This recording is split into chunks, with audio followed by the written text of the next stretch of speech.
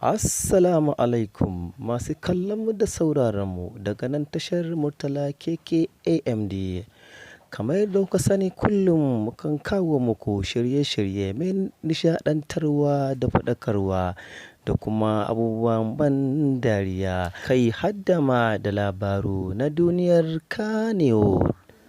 Turƙashi yau dai mun zo muku da wani labari mai ban al'ajabi da kuma ban haushi ko kuma in ce ban dariya. To masu kallo ku za ku ba wa kanku amsa. Wato wani abu da muka gano cewa Sadiya Haruna ce da Tima Makamashi suna zaune tare a mota suna ta tiƙar rawa abunsu. Wannan ya nuna mana alamun cewa sun samu sulhu a junansu.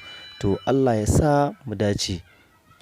Ku danna subscribe da alamar ƙararrawa don samun shirye-shiryenmu a ko da yaushe.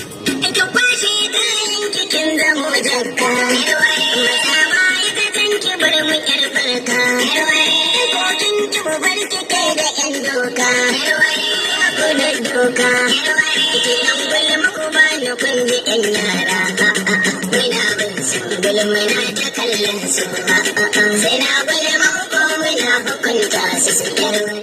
Ashe dai mai barbaɗan asara ne, sannan kuma ke ganin mamudu ne. Yana bai so ba wanda zai ne, wannan auren da aka yi na sunna ne. Ban wanta shirin shi toshe hanya ne, annabi nasa shi ustazi ne.